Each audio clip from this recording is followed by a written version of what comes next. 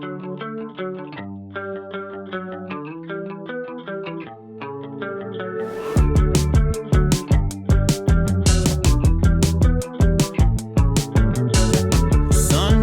and a golden smile. She's a sweetheart in a little while, and she speaks soft like a lullaby. And she just turned 23.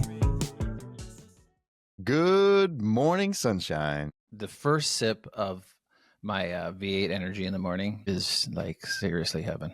That was the first one. That was my first sip. Good morning. Good morning. How are you, brother? I'm good. I slept decent, I think, last night. So I think I'm doing pretty good this morning. I had a really busy week, and I had and life is about balance. They say, I have to balance everything. And in this new side of me now, learning the balance is much different than it was before, because before I would like crave that busyness, and that was my dopamine, like more. Now at like 4:30, I'm done talking to people. And yesterday or the day before, I left my office and I got home and I laid in the front yard on the grass with Dante just looking at the leaves. That's it. Not bad. That's my way of being mindful. I believe that's what we call grounding. Grounding. This episode brought to you by Grounding. Speaking of unbalanced, though, it's not balanced? What's that? The percentage of men who don't put in the work in the relationship. You mean the 7% of men? Yes, sir. That don't put the work in it. Did you know that stat before I told you? No, I didn't. And here's the thing. So I've been looking at our comments on the videos and stuff. A lot of people, we've been talking about that 7% quite often, actually, in almost most of our episodes. And still to this day, no one knows what it actually is, where it comes from, and all that stuff. So I think we should talk about that today. Sure, man. I'm good with that. And it's really like, I think the 7% thing is more, it's not the same for everyone, and I think everyone has their own levels of what their 7% looks like, but 7% of men actually do the hard work. So let's talk about it. Let's get into it. All right. So first things first, where did it come from? Because I had never heard about this either. So where did it come from? How did you stumble on it? Yeah, good. That's a good question, because when I was going through my mental health journey, trying to rediscover myself here 3 years ago, I was reading a lot of books. Never read before, because I didn't have time, and my ADHD would not let me focus on one word. I'd be, this book has to do with, what did I do tomorrow? What do I have to do this? And I would just jump around constantly, right? It all started really with a book that I have on my shelf here called Self-Compassion. And someone recommended that book. It's by Kristen Neff. And I think every couple should read, especially the man, but I think everyone should read this book. It's not tailored only for men, but self-compassion is something I think men don't know that they're allowed to have. They're not, they have, men are providers. We talked about this, men are the ones that are gatherers. They grab the hunting spear and they go collect game to bring home. Self-compassion was one of the books that really made me realize that this is something I need to do for myself in order for me to be a better person in general. I have to have self-compassion. Okay. I didn't know what that was. And in the book, there was different stats. And one of the stats was the 7% stat. It was one of the things that, the saying that's the 7% of men. And I highlighted it. A friend of mine, Joe, told me, he said, when you read books, you should highlight them. Highlight passages that mean something to you. So when you're in those moments, you can just go back and read where all the highlights are in the book. And I remember I highlighted that for the first time. And I started going through and reading other books and looking into it. And I was more mortified that it was such a low number as I was going through this. Now, at the time I was reading, I was broken. And anyone that's listening, and you included, Pat, when you're broken, you're grasping at straws. You're grasping at anything you can because you want something to change. Or go to TikTok like I did and watch, Patrick Gaudet videos on TikTok. Inspirational. Is your love life at shit zone? I don't think you ever did a video on one of those. But yeah, so that's where it started. I started doing a lot of reading, and I started looking into the 7%. And I started asking myself, am I one of those people, or am I just grasping at straws right now because I'm hurting? And I really had to identify what I was and what kind of person I really am. That's cool. Where it kind of started for me. Which is pretty interesting, because I just feel like, we have a lot of women listeners, right? Mm-hmm. I just feel like a lot of women, they will ask for change or growth for months before they actually walk away, you know, Oh, for sure. and that 7% of, you know, like you said, of men that decide to put in the change.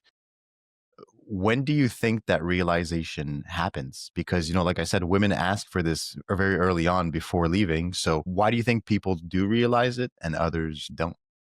So I really think that the men that are in the 7% zone and they realize that they're there, they hear the women, their partners, and it's not only women, you know, but I think in this situation, because it's us and this is our story, so it's Yeah. women, you know, I think when you're in the zone of that 7%, you hear it better. You hear their words clearer.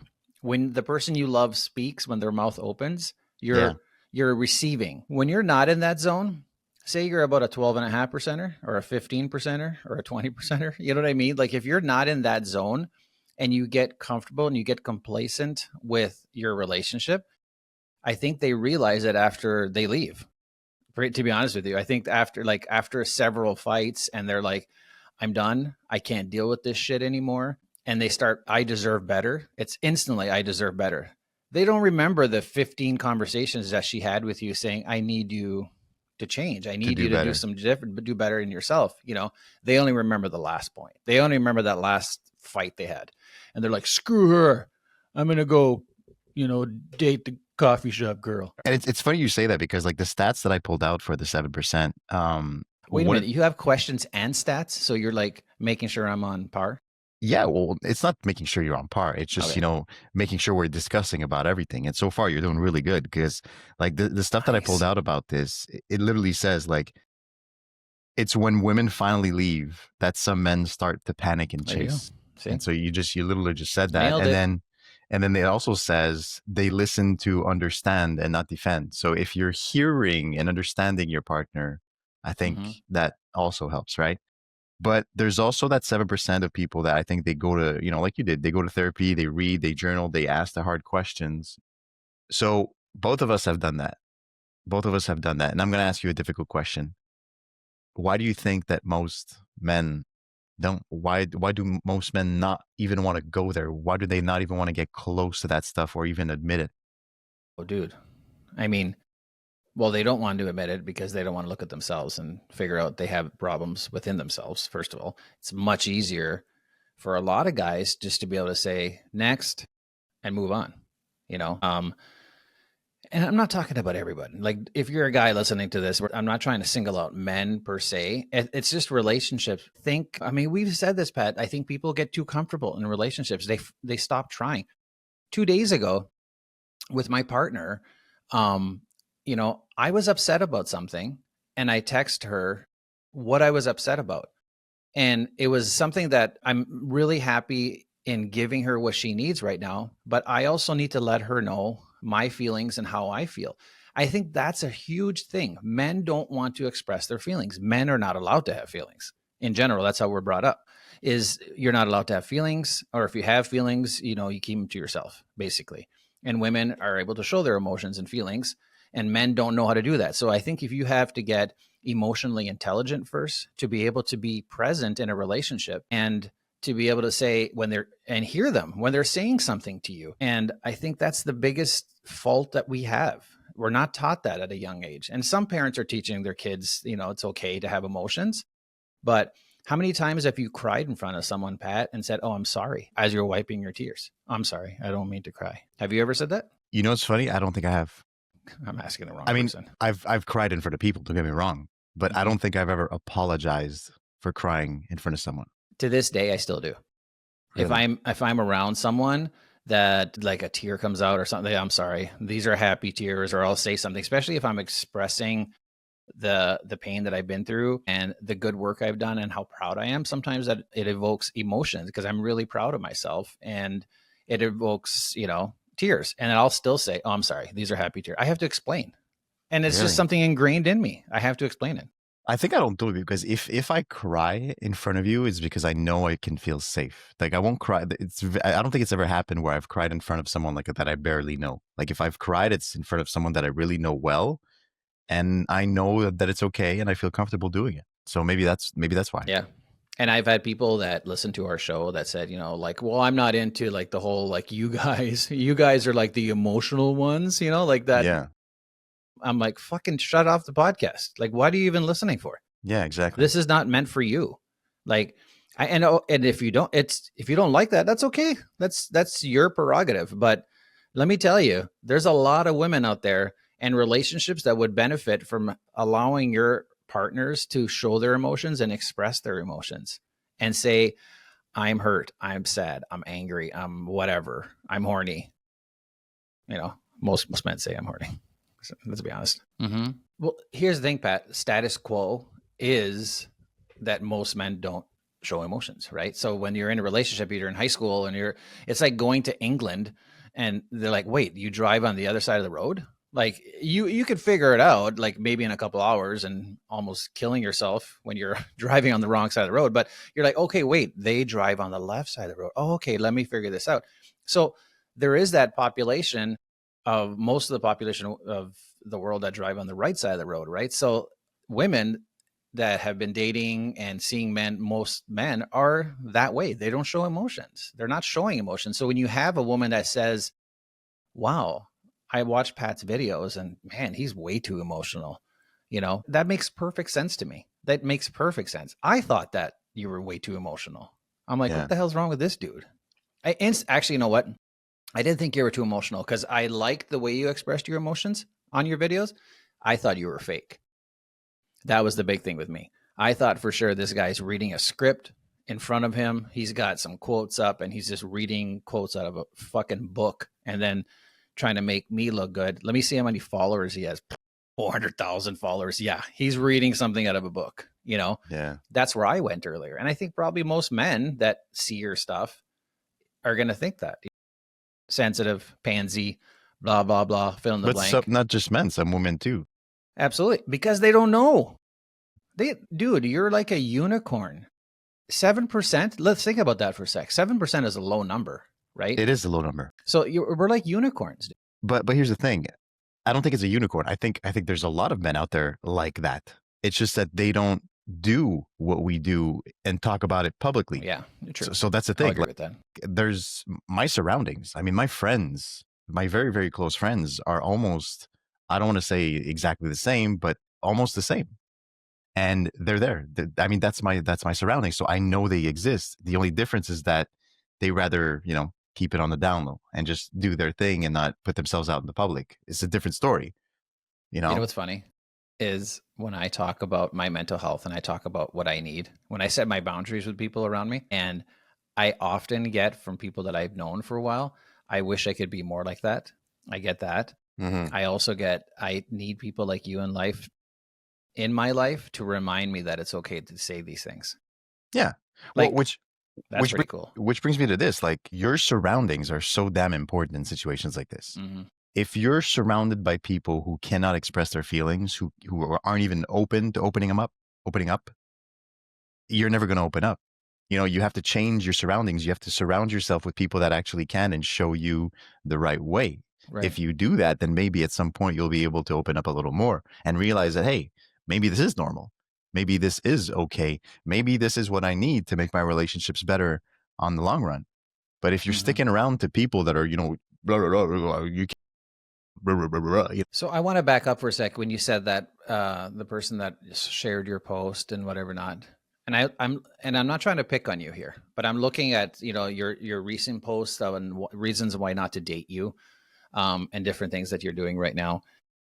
And you've said this in conversations with me, and you're single. Currently, you're single, and you've been through many different relationships. Do you think the women that you've dated in the past have the sentiment of that person that got the video from that friend that's like, this guy's too sensitive? Or they say, let's try this out.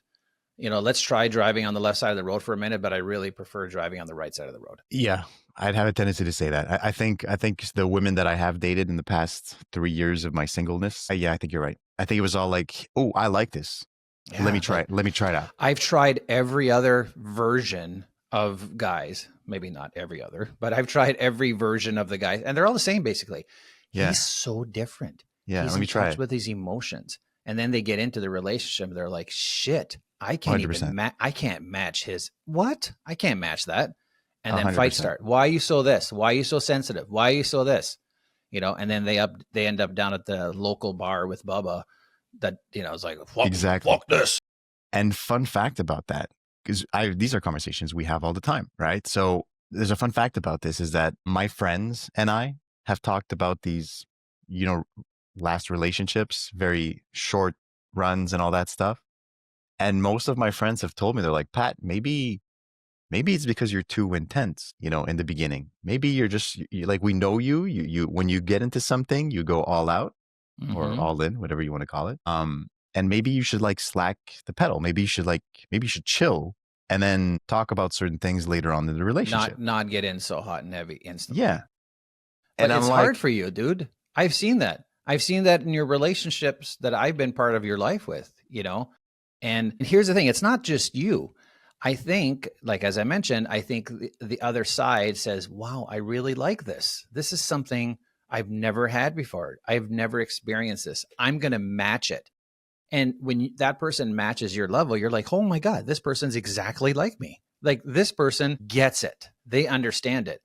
And then they test it for like 2 or 3 months and they're like, shit. They're like, this is exhausting because I can't be the person that I'm portraying. It's I can't keep it up. That's I can't. Yeah, I can't keep up this gag. Yeah. I can't keep up this beauty, you know. And not to pick on your last relationship, but I saw that from the first week, 2 weeks. You know, the first 2 weeks, I was like, damn, like, is this person molded from heaven? Like, did Pat make this person in a lab? Because this is too good. Mm-hmm. This is too good. But again, I'm positive and I'm like, okay, the universe, he's been through a lot and the universe provided that to him, you know? And as it went on, I'm like, oh, gosh, and everything that she did and all the different things that made you feel unbelievably special in who you are. I'm like, this is incredible. And I've told you this. I was like jealous for a while. And I was like, dude, I don't even fucking know how this is. Like, are you giving her a script in the morning? And it's like, hey, this is how I need you to act today. Because it was so perfect, you know? Yeah. And then they get to that point. They're like, shit, this is, I can't keep up, you know? So that's just an observation. And it's like, again, that's really hard, especially in dating these days. And someone like yourself, like, who's well known. It'd be different if you had 0 followers on social media and they were just meeting some dude named Pat and they started dating. They're like, wow, this guy's really emotional available, you know? Yeah. And that's the other thing. I mean, that's another issue. So I know there are certain things that I do that probably, I guess, slow down the process, you know, to find the love of my life. Mm-hmm. But at the same time, what I've told my friends in the past about this is that I'm like, why would I not be myself? Right. You know what I mean? Like, that's the question I ask them. Like, why would I do that? Why would I pretend to be someone I'm not for the first 3, 4, 5 months, just so that I can win the person over? And then once I've won the person over, show them my true side. I'm sorry, but I don't believe in that. I'm more of a, let me show you straight up in the beginning who I am, what I do, how I think. If you love it, hey, we're going to get along very well together. And if you don't like it, then there's the door, bro. Go find someone less, you know, go find somebody less. This is how I really am. think it's how we've been trained. I really think it's how, you know, you know, so there's different sections of this, you know. I think there's the general, like there's the religious component, for example, like when you're like, you know, you respect your man, you're there for your man, you do whatever the man says. Like when you're married, the goal is to get married and respect and obey your man. Okay. There's that section.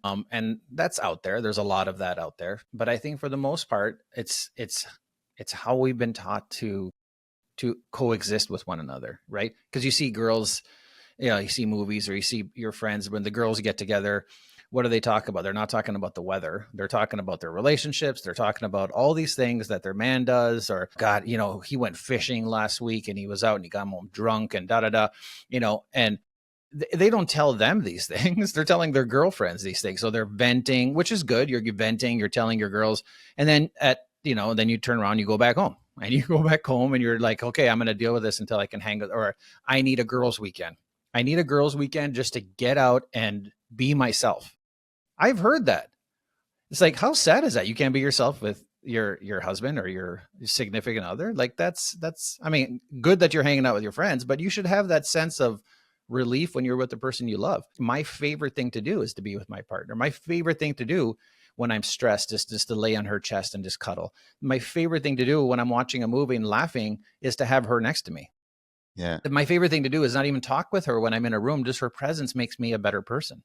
Like that's what everyone should wish for and hope for in a relationship. You know? That makes me think of a quote that I saw. Speaking about quotes, I saw a quote the other day that said, "So it turns out that the honeymoon phase does last if you find the right person." My And gosh. and Yeah. I thought, wow, that's actually pretty deep, you know? Yeah. And Absolutely. it kind of just matches what you just said. I think that when you find the right person, that honeymoon phase can last for like, years, Mm-hmm. years. And I think that's the thing. People just get into relationships. They have that whole honeymoon phase. They're like, wow, this is amazing. This is good. And after 3, 4, 5, 6 months, are like, I'm gonna settle with this one because this is the best Right. I've had. Yeah. It's the best Yeah. I've had. It's Yeah. it's not what I deserve 100%, but it's the best I've had. So I'm gonna go with this. And She then seen that me naked, and she didn't laugh. So I'm there you good. go. I'm gonna stick There with you her. go. You stick with her, and then it lasts and lasts, and then that honeymoon phase, whoops, starts Mm-hmm. dropping, and then that's where this 7% comes in. What do you do when the relationship is at that point? Do you become that 7%er, or do you become that 93%er and say, hey, it is what it is. I'm gonna stay in this relationship or whatever, or I'm gonna put in the freaking work and I'm gonna turn things around. You know So what's sad, Pat, is I think most women are 7%ers. I don't agree with that. You don't think so? I don't think so. I don't What do think you so. think percentage is? Since we're on percentages, I would I say half. I would say way over half. Yes, I would bring it up. I definitely bring it up for sure, but I do not think that most women are part of that because let's back up here and look at my Mm-hmm. past relationships. Right. I was the one who wanted to do the work. The women didn't want to put any work at all. So Yeah. if I calculate, the past 4 or 5 relationships that I've had, none of which were 7%ers. So for me, that percentage is not very high, right? But again, thank God that's what happened because I think that you get rid of people, you get rid of things to make room for better things, Mm-hmm. right? And I just haven't found that person yet. And I look at people on social media. I'm not the only one, by the way. I don't know if you follow. There's a guy on TikTok. There's his name. There's 2 people actually on TikTok that I follow that are very, very similar. Walid Shah and Ricky Liorti. I don't know if you've ever heard of them. No. But they're on TikTok. They kind of do the same stuff that I do. They talk about relationships. Very good looking men, by the way. Very good looking men. They talk about relationships. I think it's a prerequisite if you're going to talk about this shit. You have to be good looking. Really? Why? Yeah, I'm just saying. No, it's not a prerequisite. It helps. Yeah. So these 2 men kind of do the same thing that I do, right? Very good looking cats, and they are single as well for a very long time. See, And that's what I want to dive into here. Like this is, and I've kind of dove into it. I'm trying to understand. And here's the thing. You said something earlier that I think really makes a difference is the fact that these guys are showing up, me included, and we're putting ourselves out there. And you said the first thought that came to your mind was, oh, this guy's fake. mm-hmm. And I think that society has kind of brought things to that where you see someone talk about emotions, where you see them putting themselves out there, especially men, Mm-hmm. it looks fake because it's become so rare, like a freaking Pokemon, that it looks fake right off the bat. And these guys they're not even dating. They're not even getting dates because most women are like, no, this guy looks fake or it's not true. He's just doing it for attention. How many times have I heard that one? You're just probably doing it for the likes. If you knew how much I didn't care about the likes, I like the comments.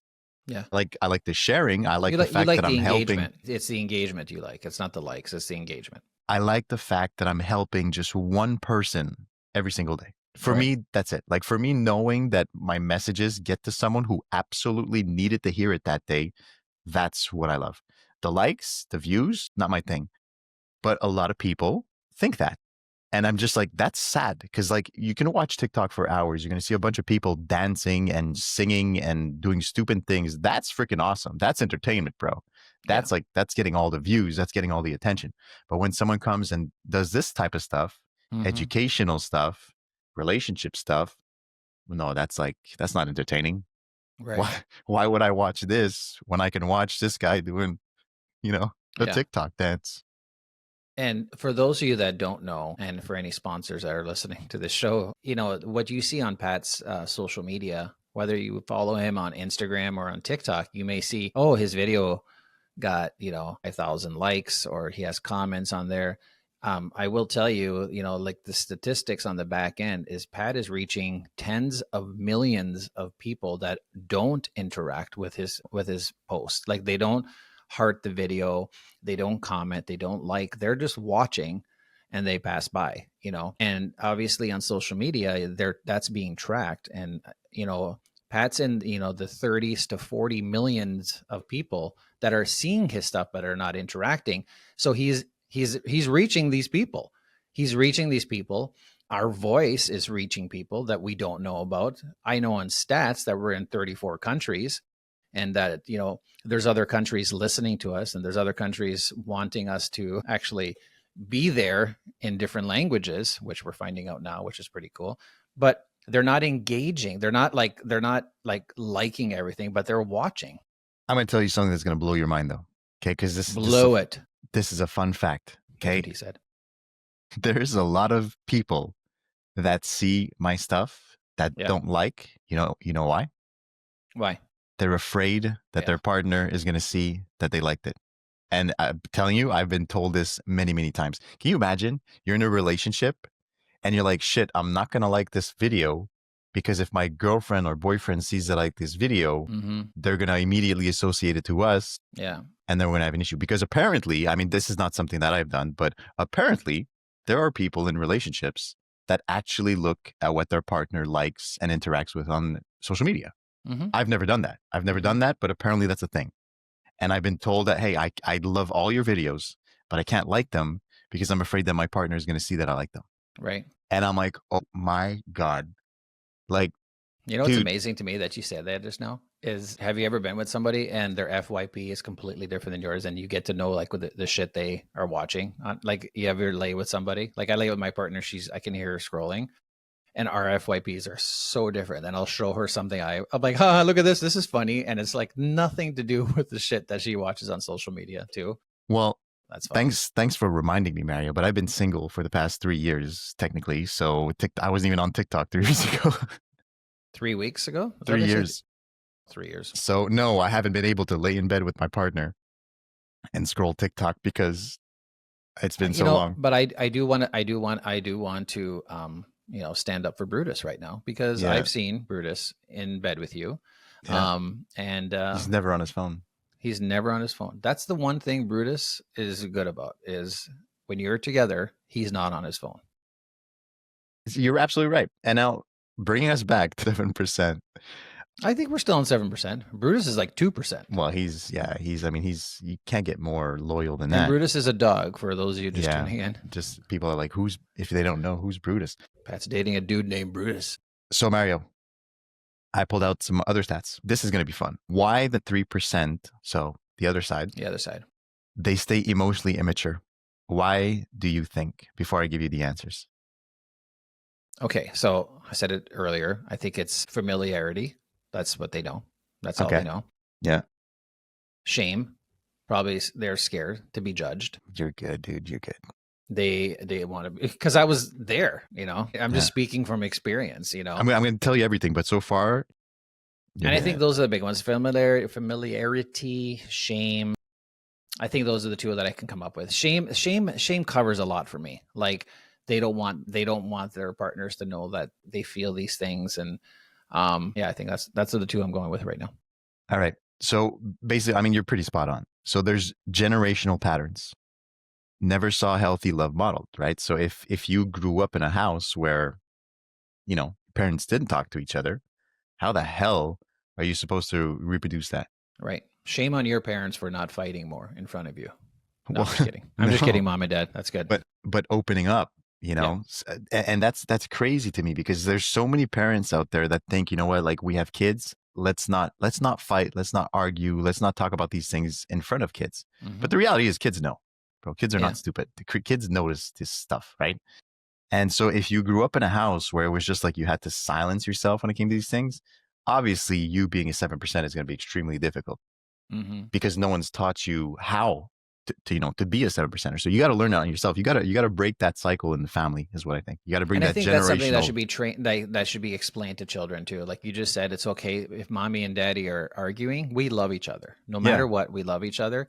It's funny. It's funny. A couple of days ago, my partner made me a little image of me and Dante, and it says, "Daddy loves Dante." Dante, when I'm on the phone during the day and he comes in, for example, and he wants to like say hi to me or be with me, and I'm on the phone and I do one of these, like, I'm just like, give me a second. He would get really upset because he thinks like, I don't have time for him. I don't love him. I don't this, I don't that, So we had to make a little social story on daddy. I love you. And I've told him this to say, hey, I know you're upset, but no matter what, when daddy's on the phone, I love you. No matter what, I love you. I'm just busy right now. But then when I'm done, I'm going to be all with you.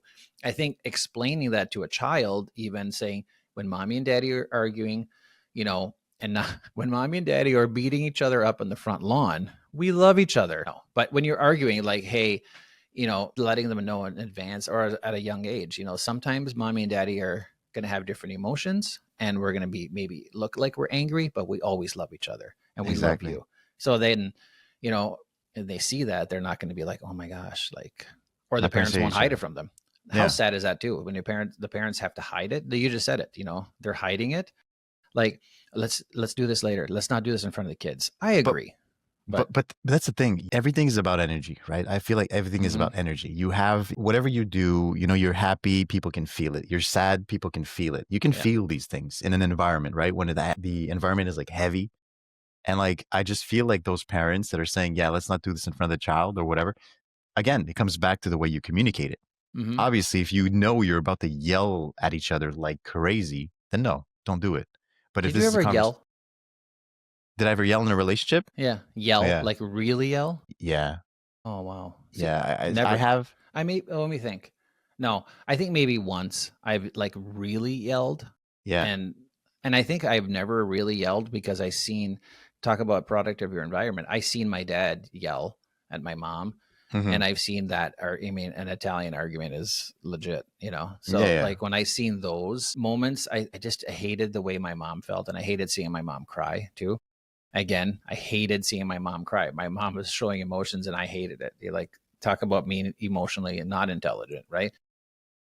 So, but there's that level of, like fighting and yelling at each other. But I'm gonna tell you though, I first things first, by the way, disclaimer, I hate fighting. Actually hate fighting. I like discussing things. And I have a very, very, very, very high tolerance before I yell. Again, I could count on one hand how many times I yelled in a relationship. It's not something that happens frequently. But like, if I'm trying to talk to you and it's just not getting through and you start yelling at me and then you start talking down and belittling me and all that stuff, that's where I have a threshold. And it just, sometimes it's just, and it's not yelling for a long time. It's just going to be like, I'm going to yell. I'm going to say like, stop, we're stopping this. Like if you can't understand me, you're not hearing me right now. So I'll just match that level just to try to bring things down again. It's not yelling like crazy and insulting and doing all that stuff. I'm not into that stuff. But if I have to yell to get the message through. I always walked away. Did you ever walk away? I can't. Like, see, I never brought myself to that level. And as you were talking, I'm thinking about like, was I ever belittled in a relationship? Like literally belittling in front of me? Never. I don't think ever I've been in a relationship, and maybe my mental health blocked it out. I don't remember, but I never remember like being in a relationship where the person was like belittling me. Good. Like I've never been there. For you. That's good news for you. But then it makes me question, why were they belittling you? Like, can you give me an example of in a relationship? It doesn't, and we're not singling anyone out in your relationships. So if they listen, we're not talking about you per se, but give me a situation or give me something that they belittled you about. Like they belittled you and then it raised it. And you just said, if they belittle me and they raise it, I meet their energy, I yell back at them. Give me an example of that. I guess I'm not going to give you an example. I'm going to answer with this. The way someone treats you has nothing to do with you. Hold on, I got to call Eric because Eric would never let you get away with that answer. I'm not going to give you. I'm not finished. Okay. I'm not finished. I'm going to drink my drink. Yeah, drink your drink. The way somebody treats you has nothing to do with you. It has to do with the battles that they're fighting themselves inside, right? So if someone's yelling at you, belittling you, it's not because that's actually what's happening. It's because they're battling these demons, I want to call them, inside, and that's their coping mechanism, right? And so in situations where this happened, where there was arguments that I had, they didn't know how to handle it. And so their only way to get out of it was to get mean in hopes that I would walk away. Yeah. But I don't walk away. That's the thing. I don't walk away. I like to, like, unless obviously we have that discussion, say, hey, look, Pat, like I can't do this right now. I love you. I'm going to come back. We do, we've talked about this before. That I do, no problem.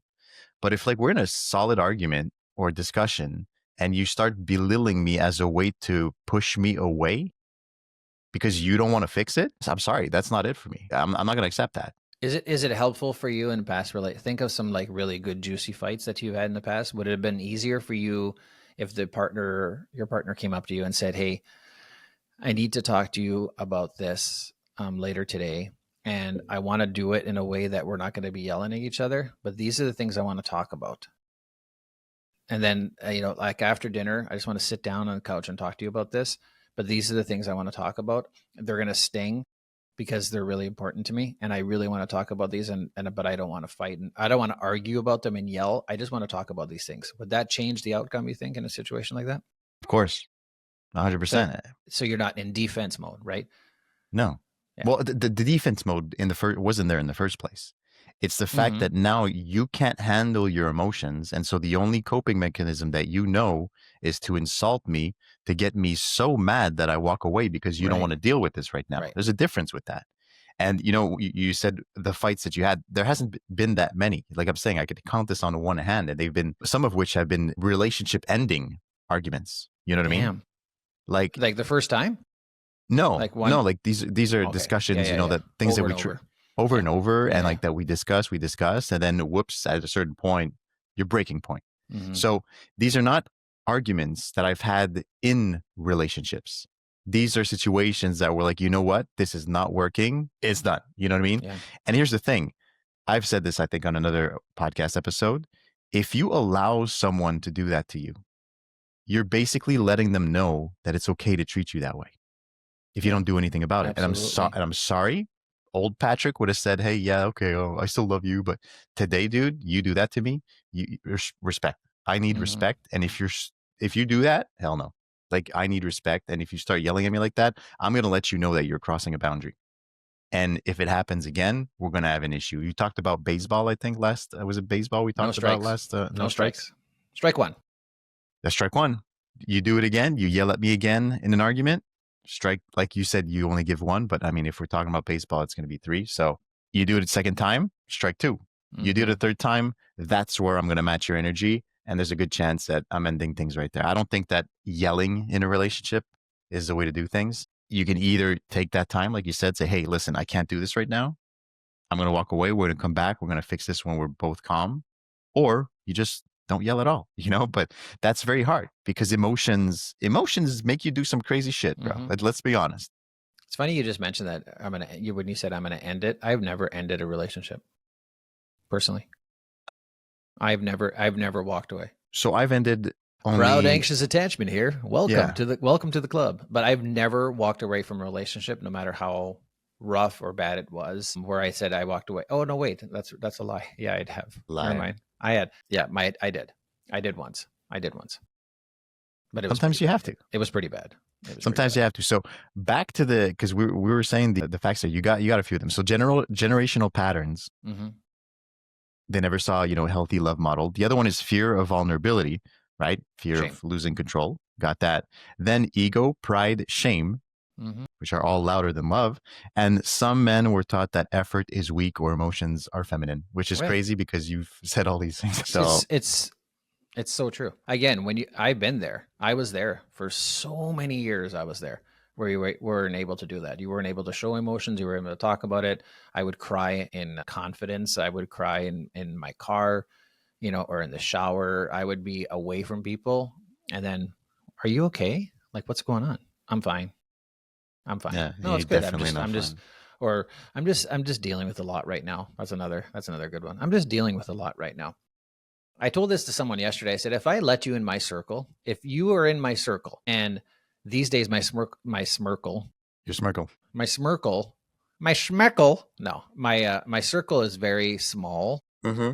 So if you're in my circle and I say I have a lot on my plate right now, you have to take that at face value. I'm telling you, if you're in my circle and I say I have a lot on my plate right now, there's no innuendos. There's no like trying to figure out, I wonder what he's not saying to me right now. If you were like yesterday, we got on the phone. I'm like, I just had a really long week so far. It's been rough. And you were like, you asked me a couple of follow-ups, but I think generally you knew that everything was okay, or else I would tell you.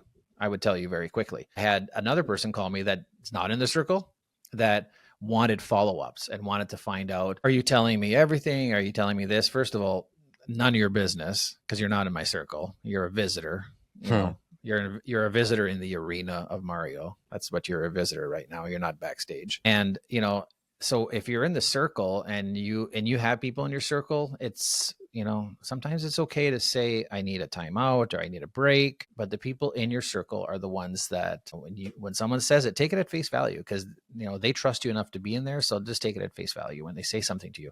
And I think for the most men's life, they don't really have anyone in that circle with them that they're emotionally allowed to be that honest with, you know?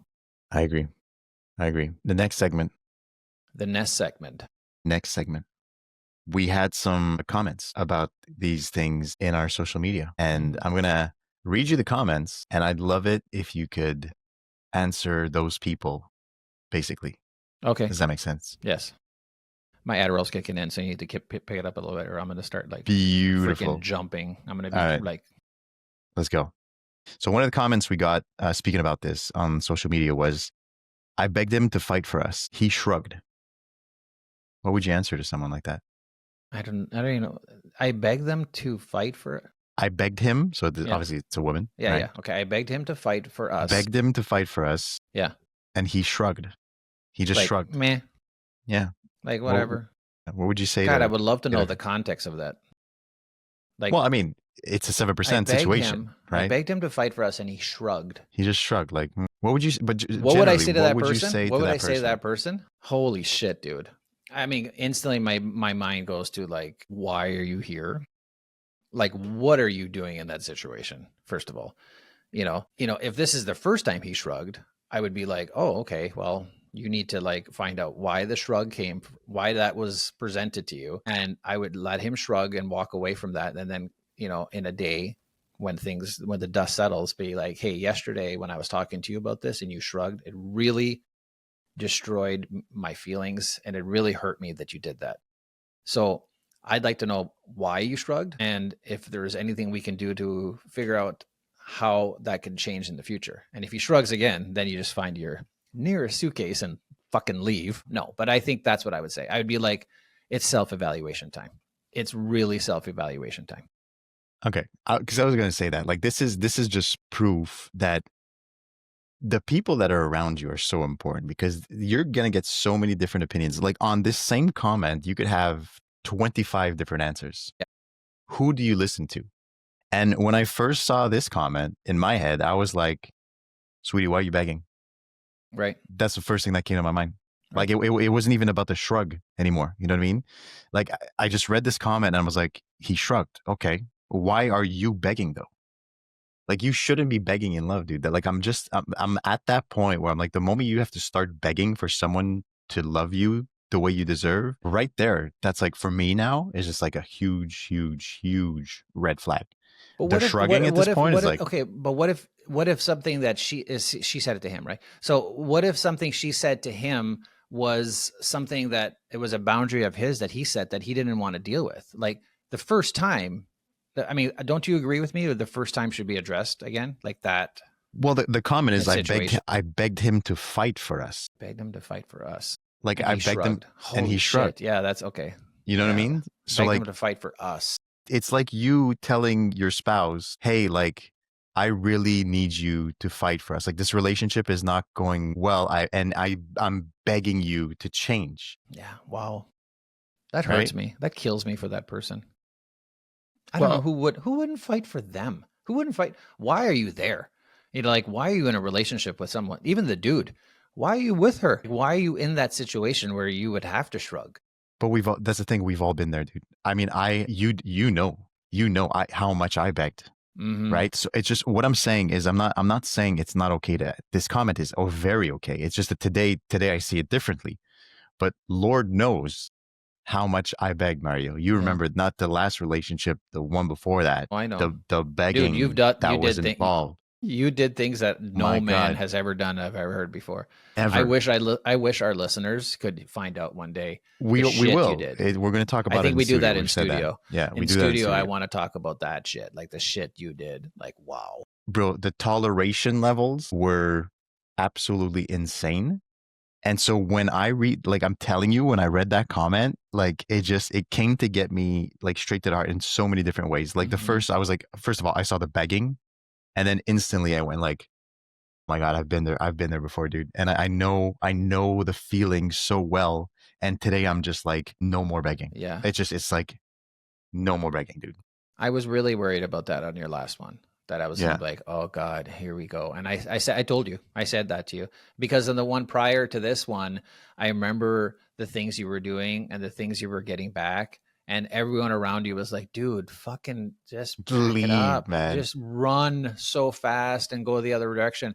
And here's me, wrong time, wrong place. I was struggling too. I'm like, dude, if you love her, stay there. And you're like, yeah, Mario, I'll stay. I was like, I was feeding the monster, really, Exactly. But I needed that too, though. I needed both. Yeah. Yeah. I needed both, like, extremes, I guess. Next comment. I needed partnership, not perfection. Again, talking about the 7%.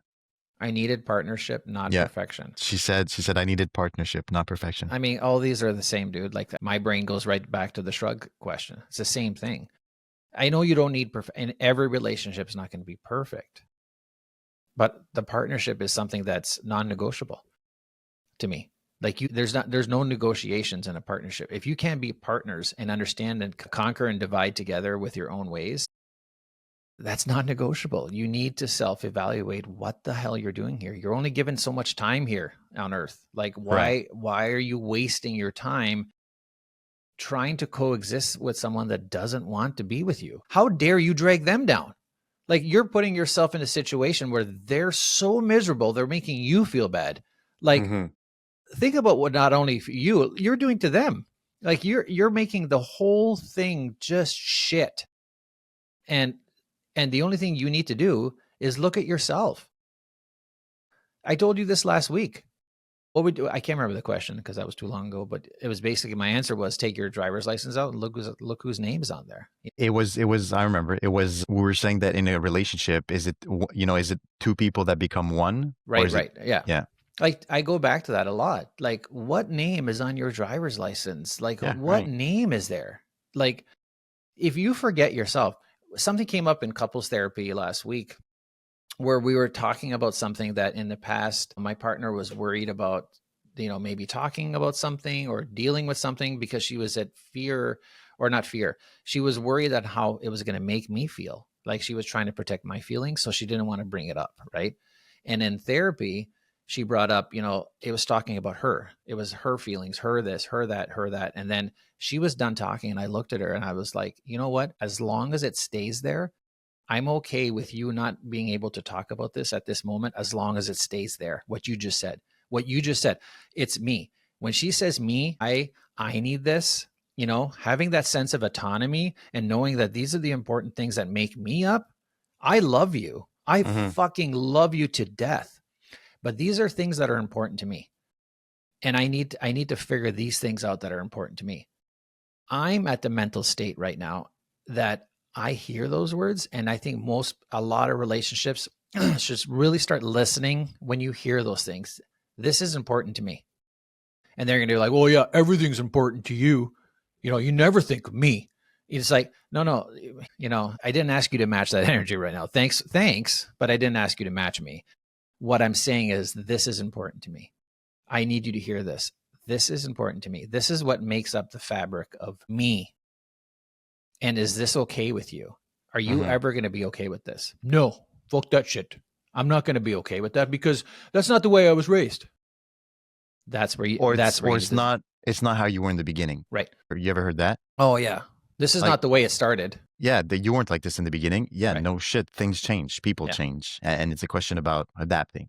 I agree with you. I think relationships should come with resumes. Yeah. When you're- Well, when we've talked about this. You know, that reassessment, like, The I political. don't, yeah, exactly. Yeah. The Like political campaign. every 4 years. Every we 4 talked years. about that. But you know, imagine if you had a resume on someone. But here's the nice thing with social media these days: you do have a resume on someone. Hey, are Basically. you on? Are you on Instagram? Yeah, you're there. 2 hours Yep. later, you're Yeah. like, hey, lose my number. Basically, I saw you with the donkey last week. I don't want to be in a relationship with you. Mario was an alpaca. That's right, the alpaca. That's right. Last comment. This woman said, he became the man that I wanted after I walked away. Ooh, he was always that man. Just so you know, he was always the man that you wanted, but he portrayed the person that he thought he could be with you. He was never there. He was never present. That's what I would say. Okay. You? I mean, again, there's many things that I see in this comment. He became the man that I wanted after I walked away. So obviously, or he learned during the relationship of the shit that he should be to try to better himself for the next person.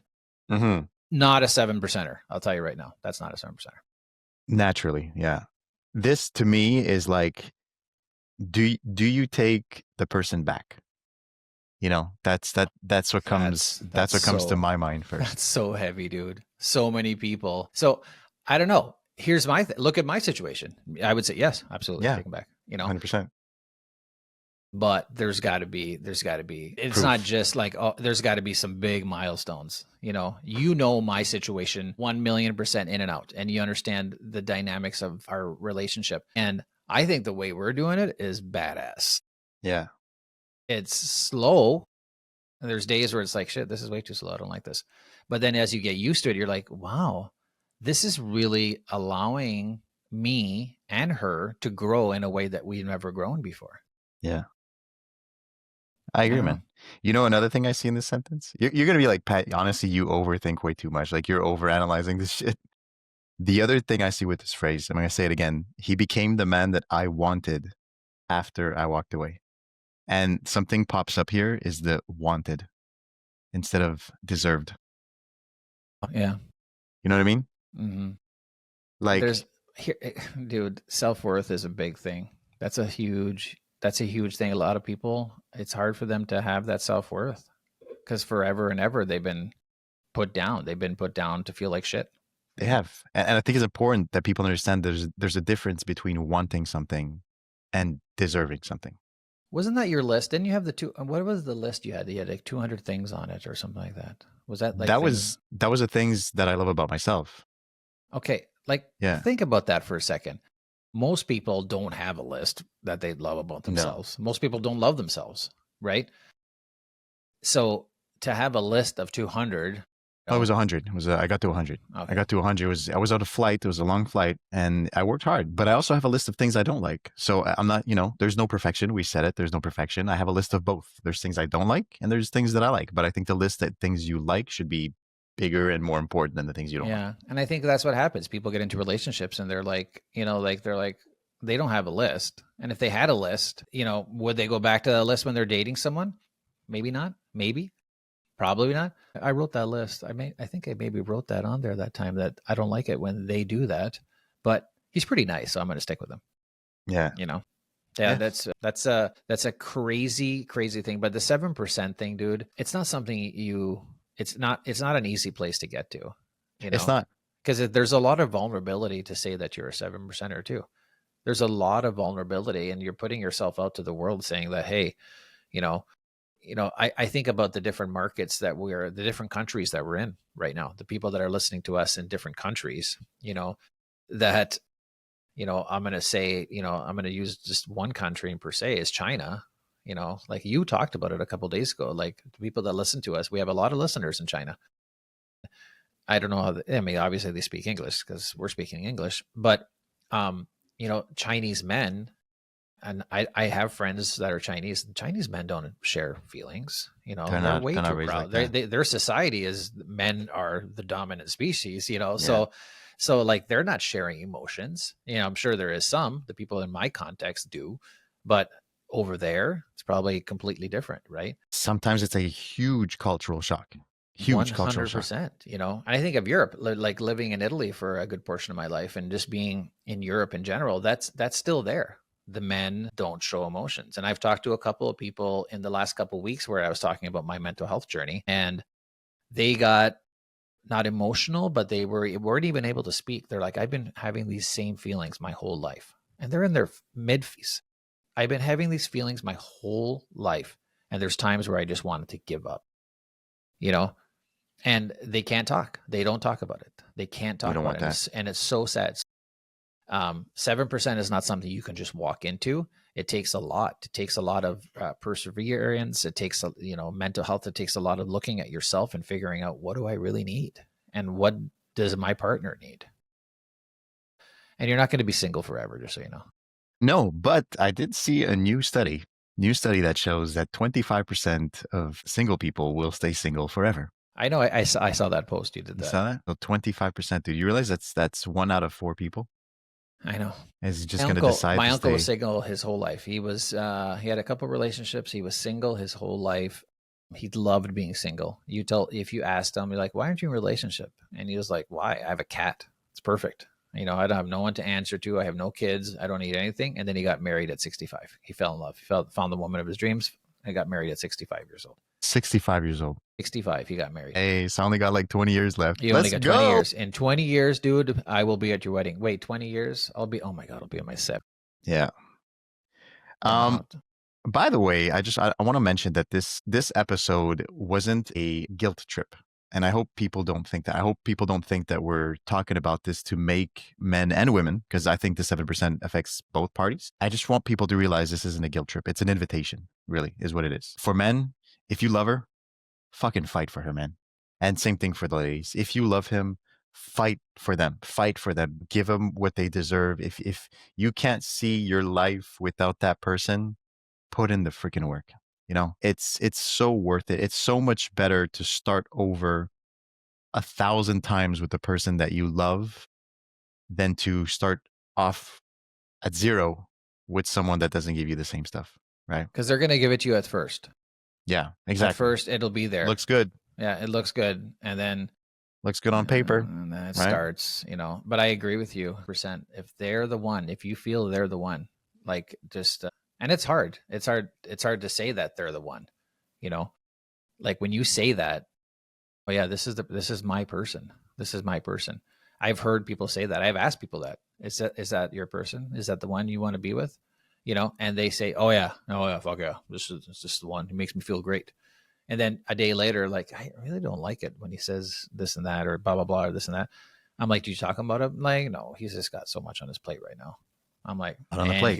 Here we go. There you go. And we're off to the races. Now, let me ask you this. How do you know? How do you know if it's the right person? You don't.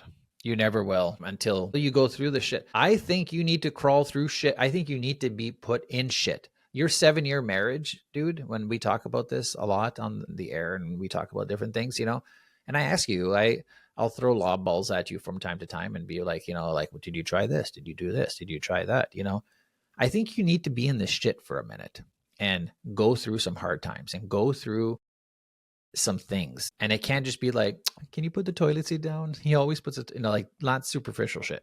I'm talking real shit. And if you go through it and there's still lack of respect and that he or she is not showing up after you go through shit, or they show up, for a couple of days or a couple of months, and then you're going back to the same situations, it's time to move on. It's time to move on. Yeah, but like, let me ask you again. Like you would say that your spouse is the one. 1,000,000 times. How do you know? Because I went through the shit. She stuck by. She stayed. She left, but then she came back, She left to let me grow and to let me fix myself. What? What did you just say to me? She left, destroyed me to let me heal myself. That's the greatest love story that I can think of. I haven't heard anyone tell me that. And no one in my 51 years of being alive on this earth has ever told me a relationship story. And I used to like really love helping my friends get together and try to build always. I always used to love it. Even in high school, in high school, I had so low self-worth because I was overweight and everything else that I would try to set up other people, and I would get my kick on trying to set up other people. And then when what happened to me and seeing that, when you asked me that, it's like, I think you just like, my situation is very different, but I think you need to go through those bad moments. Like, I'm looking at your last relationship and I'm thinking, it's as much as it sucked, it would have been so fucking cool that at the end of it, things would have been different because you both had to step back for a second and some healing or some therapy or some mental health challenges had to be put on each of you to come back together. Like, think if you were together today, this morning, if you were together and after dealing with that shit, would you look at what happened as a negative or a positive? Well, so here's the thing. That's we talked about the TikTok algorithm before. Like, of the things we see, my For You page is full of stories like yourself, of, couples that went through stuff, they got back together. And here I am scrolling and just being like, fuck, I wish I had someone that would fight for me like that. You know what I mean? Right. Like, that's the other side of the medal. So of course I believe that, dude. Of course, there's nothing I want more than for someone, to get that message after a few months, be like, you know what? I realize I fucked up. I can't live without you. I messed up. Like, how can we fix this? Dude, I've dreamt of days like that in certain cases, not all of them, but in certain cases, I've just was hopeful that, after a certain time, I'd get that message, be like, you know what? I'm sorry. I was in a bad space. I didn't know how to handle it. I made the worst decision of my life, and work on it. I do think of that sometimes. But at what point do you, okay, you say you get that message this morning. Are you going to be like, let's do this, baby, let's jump back in? I'm not jumping back in. I'm not You're jumping back in. But a lot of people may do that. They're like, oh my gosh, finally, let's do this. No, I mean, I'm not jumping back in, but I'm going to walk. You know what I mean? Like, I'm not going to run. Right. I'm going to walk. Right. Like, okay, I hear you. Tell me, what have you done in the past months that are not going to put us back in a situation of how it ended? Exactly. Like, show me what you've done. Have you been to therapy? Have you done the work? Because you can tell who's done the work and who hasn't. This is part of the 7%. You can tell. If you're out there on a date with someone, you'll know if they've done the work or not. And I saw a funny quote the other day that said, "My next date, I'm asking receipts of therapy to make sure that they've done the work." And I was like, that's pretty funny, actually. So just to go back to that question, yes, I would consider it. There's some people that I wouldn't. 100%. There's some people that have hurt me so bad that there's no point of return. Right. If you know what I mean. Yep. But others who I'm like, yeah, thinking about it now, definitely they were going through some shit and they just didn't know how to handle it. And I'd be like, okay, let me consider it, but I wouldn't jump back into it. I'd take things very, very slowly, much slower than before, and then evaluate the situation and make sure that this doesn't happen again. And to everyone listening, actually, therapy, your therapist goes to therapist, just so you know. Yeah. Like, and more than we know. Therapist goes to therapist. Yeah. Everyone needs because your therapist is like, I love my therapist, dude. Love my therapist, but he goes to therapy, right? So everyone needs a little extra help. And what therapy is communicating. You're communicating with someone, getting ideas from someone that's going to help you get through and understand the problems you're dealing with. And then that therapist is going to go to their therapist and talk about the shit that they're dealing with, and then get advice and tools and come back to your therapy session and help you. This is all about communication, people. So it all revolves around communication. Fun fact, therapists, when they go to school, they learn therapy through a therapist. Exactly. So, you know what I mean? I'm just saying. They're on the merry-go-round and we're all going around and round and round and we go. And couples therapy, I think if you're in a couple, and I really believe that you need therapy, and it's not like, no, we're good. We're good. Go once in a while, do a check-in. I have a couple that I know that they consider their couples therapy sessions like oil changes in their car. Yeah, you could drive your car without changing the oil and just keep on adding oil to it and keep on adding oil, and it's running fine unless you drive a Tesla. But you just keep on adding oil and oil. But an oil change, they call it an oil change. We need an oil change, and they say that to one another. Like if they're like, "Hey, honey, I'm just saying, I think we need an oil change. Do you want to set that up?" She's like, "Yeah, I got it," and she'll set up a therapy appointment, and they just talk about different things. It's coming together. You just spend an hour in an office with your loved one talking about things. You leave there feeling like you've had the greatest bowel movement of your life. Seriously, it's just like one of those things. It's like, oh, that felt great. That felt great. So if you're considering it or thinking that I don't need therapy, he needs therapy. Oh my God, go to therapy like right now. If you ever said that comment, please go to therapy. Or if you're a guy thinking like, she's so sensitive and all I want to do is work and come home. Can't I just enjoy a moment at home? And all I want is to have a hot meal. Oh my God, go to therapy. There's so many comments we can do from these ones. I love like couples who go to therapy and then their therapist says, you know what? Couple therapy is great, but you also need therapy. Like you guys need to split and get your own shit together. Yeah, that happens a lot. So yeah, like I said, this brings us back to it's not a guilt trip. It's really just an invitation to put in the work. We're still working on ourselves. I mean, every single day, we're far from perfect. As a matter of fact, I can't even test these things because I'm single. So I mean, who am I to give this advice? You're a hypocrite, is what you are. Oh, there you go. Thank you. Appreciate that. I'm a fake. You're a fake. Yeah. This guy's a fake. Pat has a teleprompter in his bedroom and he reads love quotes to them. There you go. Let me tell you, I wish I could put it into practice though. Everything I've learned in the past 2 years, dude, man. Yeah. To our listeners out there, I've asked Pat, like when I first started hanging out with him and talking to him, I'm like, dude, do you like read these? Where do you get this shit from? Like, where do you read the stuff? Well, there is a lot of quotes. But by the way, there's a lot of quotes that I do read. There's most of my like morning quickies. That's quotes. Like, yeah, it's quotes, but there's a lot of stuff that I develop on. What's amazing about you, Pat, is that you read a quote and then how does that quote make you feel? And you take how it made you feel and turn it into something beautiful. Exactly. Where I read a quote like that and I'm like, wow, that's really beautiful. And I try to move on. And well, no, I don't move on. But I put it in, like if it's something that's meaningful to me, I put it in context of my life. Mm-hmm. And I don't share it with people, Exactly. I share it with people that are around me, but I don't share it with people. I have a hard time doing what you do, like the post you do. And I know why you do it is because you love the fact that you're reaching so many people and changing the way they're like, you're just wanting to help people.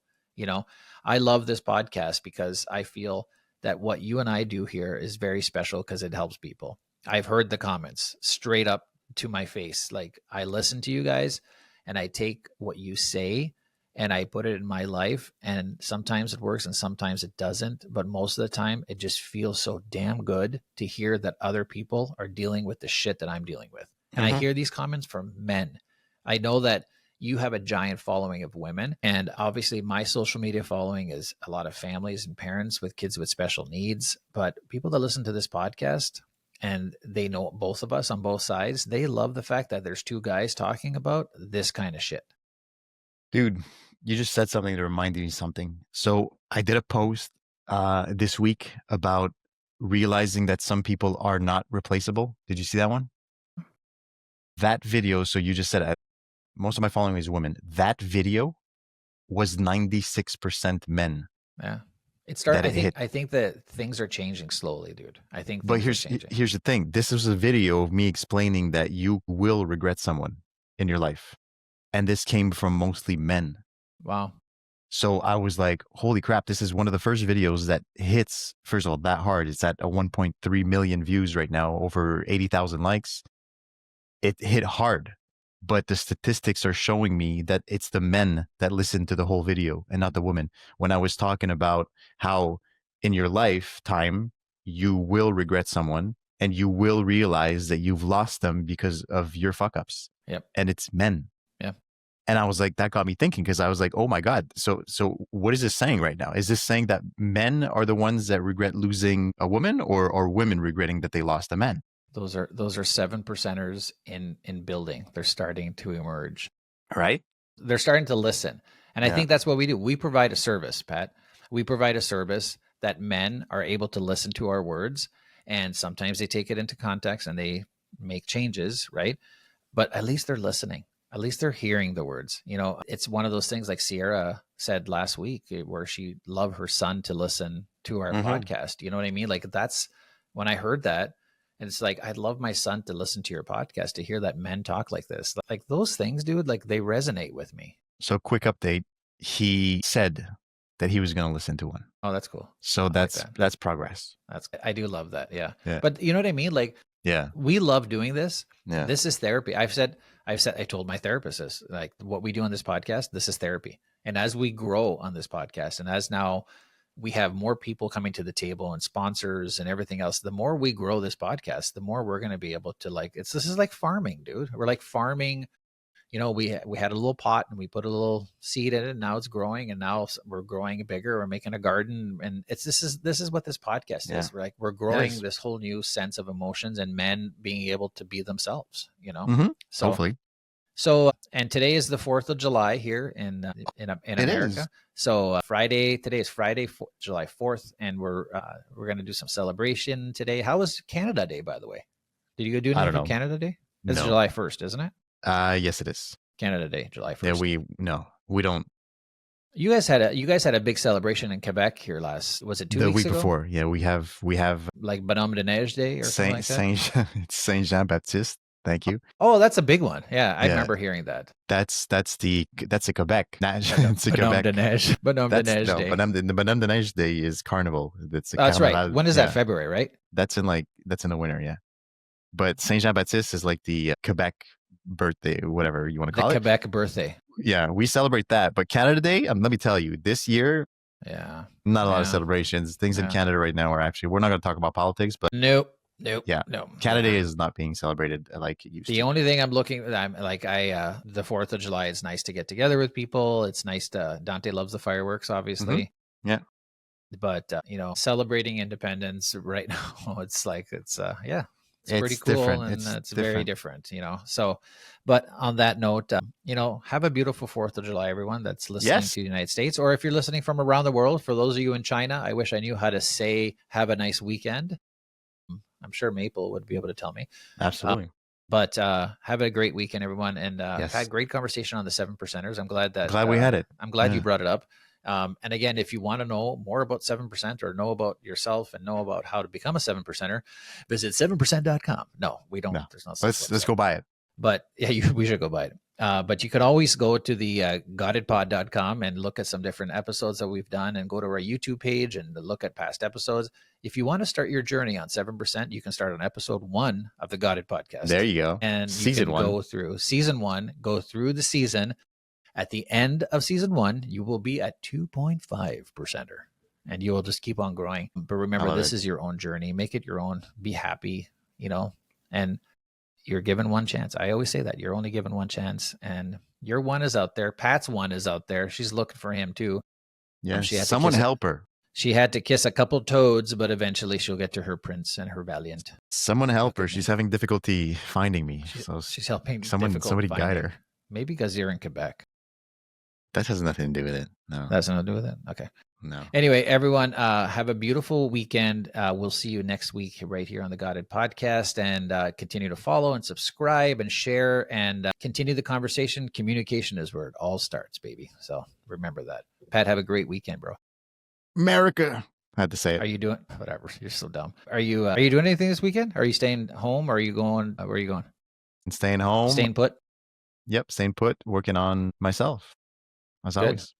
So you enjoy your 4th of July. I read into that. I'm going to be working on myself and get it. Working on myself. Okay. Yeah. Anyway, everyone have a great weekend. Love you, brother. I'll talk to you soon. Love you too. Ciao.